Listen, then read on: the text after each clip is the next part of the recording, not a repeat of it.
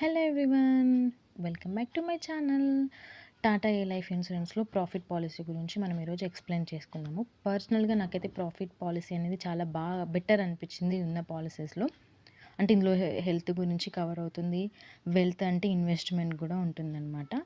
For example అంటే ఇందులో age limit వచ్చేసి 18 to 65 ఏజ్ ఉన్న వాళ్ళు ఎవరైనా తీసుకోవచ్చు. అతను స్టడీ పెద్దగా అవసరం లేదండి, 10th వరకు చదువుకున్నా పర్లేదు. కాకపోతే ఇన్కమ్ 2 lakhs ఎబోవ్ ఉండాలి.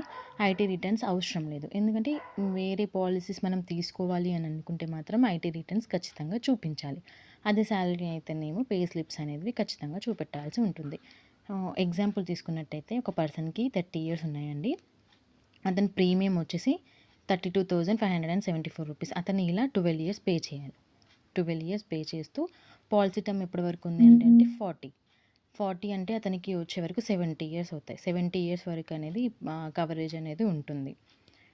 ఇందులో హాస్పికాష్ రైడర్ అని ఉంటుందండి. తీసుకున్న పర్సన్కి ఏదైనా హెల్త్ ఇష్యూ వచ్చి హాస్పిటల్లో అడ్మిషన్ అయ్యి ఉన్నాడనుకోండి, అంటే అడ్మిషన్ 24 hours అతను అడ్మిషన్ అయ్యి ఉంటే అతనికి పర్ డేకి 2500 అనేది ఇస్తారండి. అలా 1 yearలో 15 days అయినా ఉంటుంది. లేదు అని అంటే 60 daysకైనా మనం దీన్ని పెట్టుకోవచ్చండి. ఒకవేళ పెట్టుకున్నట్లయితే మనకి ఇక్కడ ప్రీమియం అనేది పెరుగుతుంది. సో 15 ఇయర్లో, మళ్ళీ మెన్షన్ చేస్తున్నాను, ఇయర్లో 15 days, ఇయర్లో 15 days లేదా 60 days, అంటే అది మనం పెంచుకునే దాన్ని బట్టి ఉంటుందండి. పర్ డేకి 2500 ఉంటుందండి. అలా 15 days వరకు మనకి ఇస్తారు. 1 yearలో 15 days మాత్రమే ఉంటుంది. అందులో 2500 ఇస్తారు. లేదు అంటే నేను 16 days హాస్పిటల్లో ఉంటాను, 16 days వరకు ఉన్నాను అని అలా ఉంటే అలా అయినా మనం పెంచుకోవచ్చు. 60 days వరకు పెంచుకోవచ్చు. 15 days to 60 days మనం ఎంతైనా పెంచుకోవచ్చు. ఒకవేళ మనం అలా పెంచుకున్నట్లయితే మనకు ప్రీమియం అనేది ఇక్కడ పెరుగుతుంది. సో ఇందులో మనం ఇక్కడ పర్ డే 2500 అని కూడా చెప్పుకున్నాం కదా, ఆ లిమిట్ని మనం 40,000 వరకు కూడా పెంచుకోవచ్చు. 2500 అని చెప్పుకున్నాం కదా, దాన్ని లిమిట్ ఎక్కడ వరకు ఉంటుందంటే 40,000 వరకు పర్ డే 15 days అలా మనం పెంచుకోవచ్చు. ఏదైనా పెంచుకున్నప్పుడు మనకు ప్రీమియం అనేది పక్కా ఇంక్రీజ్ అవుతుందండి. సర్జీ క్యాష్ అంటే ఇది 1 lakh నుంచి స్టార్ట్ అవుతుందండి. ఇది కావాలంటే మనం ఎక్కడ వరకు పెంచుకోవచ్చు అంటే 20 lakhs వరకు పెట్టుకోవచ్చు. 1 lakh to 20 lakhs మధ్యలో అంటే 1 lakh నుండి స్టార్ట్ అవుతుంది, 20 lakhs వరకు ఉంటుంది లిమిట్ అనేది.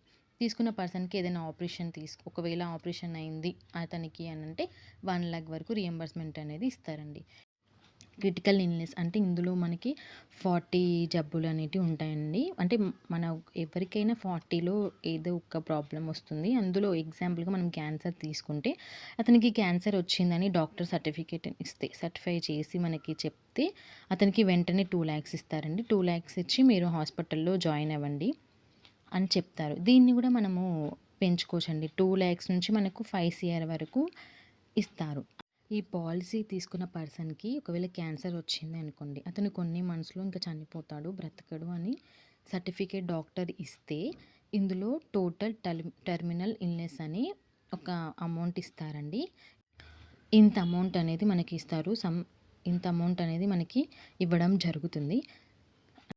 టోటల్గా క్యాలిక్యులేట్ చేసి ఇంత అమౌంట్ అనేది ఇస్తారండి. ఇది ఇచ్చిన అమౌంట్ ఎలా యూజ్ చేస్తుందంటే ట్రీట్మెంట్ పర్పస్గా మనం దీన్ని యూజ్ చేసుకోవచ్చు. అంటే ట్రీట్మెంట్ కోసం అని ఇంత అమౌంట్ మనకి పే చేస్తారు. ఈ ప్రాఫిట్ పాలసీలో హాస్పికాష్ని కవర్ అవుతుంది. హాస్పికాష్ అంటే ఒక పర్సన్ హాస్పిటల్లో జాయిన్ అయితే ఇంత అమౌంట్ అని ఇస్తారు. సర్జీ క్యాష్ అంటే అతనికి ఏదైనా సర్జరీ అయితే ఇస్తారు. అమౌంట్ అనేది ఇస్తారండి.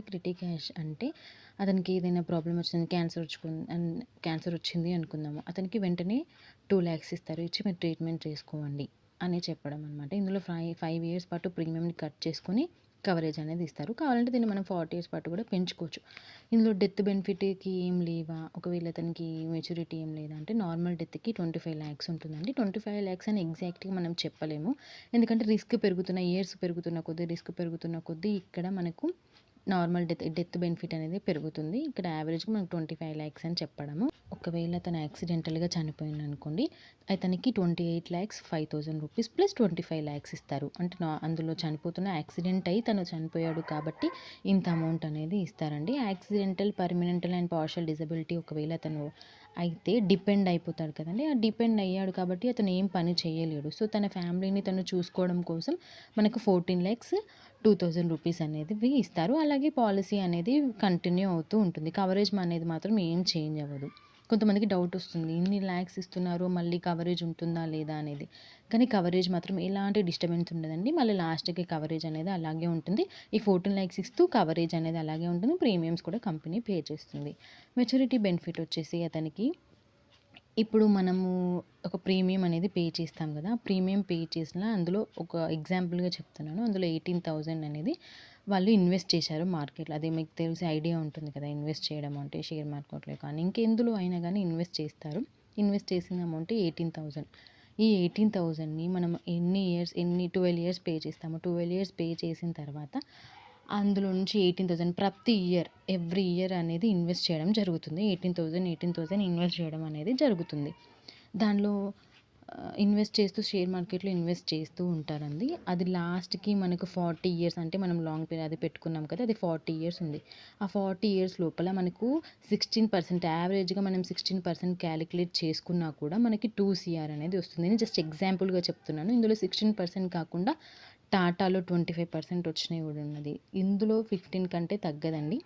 16, 18 ఎంతైనా పర్సెంటేజ్‌తో వస్తుంది. అసలైతే మనకు ఇన్వెస్ట్‌మెంట్ చేసిన అమౌంట్ తక్కువ రావడం అనేది మాత్రం అస్సలు జరగదండి.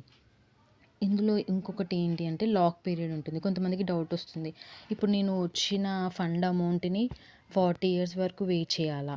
అంతసేపు కొంతమందికి ఫైనాన్షియల్ ప్రాబ్లమ్స్ ఉంటాయి. హెల్త్ ప్రాబ్లమ్స్ ఉంటాయి. మధ్యలో నాకు అమౌంట్ అవసరం పడుతుంది. అప్పటి వరకు నేను వెయిట్ చేయాలా అని అన్న వాళ్ళకి ఇందులో లాక్ పీరియడ్ ఉంటుందండి. Lock period 5 years. ఇందులో 5 ఇయర్స్ ఖచ్చితంగా మనం ప్రీమియం పే చేశాకనే ఫండ్ అమౌంట్ అనేది అంటే మనం తీసుకోవడానికి ఛాన్స్ ఉంటుంది. ఇందులో మనం 80% తీసుకోవచ్చండి. మనకు ఉన్న ఫండ్ అమౌంట్ నుంచి 80% తీసుకోవచ్చు. ఒకవేళ తీసుకోను నేను లాస్ట్‌కే తీసుకుంటా అని మాత్రం మనకి లంసమ్‌గా చాలా అమౌంట్ అనేదైతే రావడం జరుగుతుంది. ఎగ్జాంపుల్‌గా 2 సీఆర్ అనేది ఉంటుంది. అందులో మనము తీసుకుంటా ఉంటే ఫండ్ అమౌంట్ అనేది తగ్గిపోతూ ఉంటుంది. ఈ ప్రాఫిట్‌లోని హెల్త్‌కి కవర్ అవుతుంది, రిస్క్ కవర్ అవుతుంది, వెల్త్ కవర్ అవుతుంది. వెల్త్ అంటే అది చెప్పాను కదా! ఇన్వెస్ట్‌మెంట్. ఇందులో బెటర్ ఏంటి అనంటే ఇన్వెస్ట్ చేస్తారు కాబట్టి మనకు లాస్ట్‌లో మెచ్యూరిటీ బెనిఫిట్ లంసమ్ అమౌంట్‌గా ఎక్కువ రావడం జరుగుతుంది.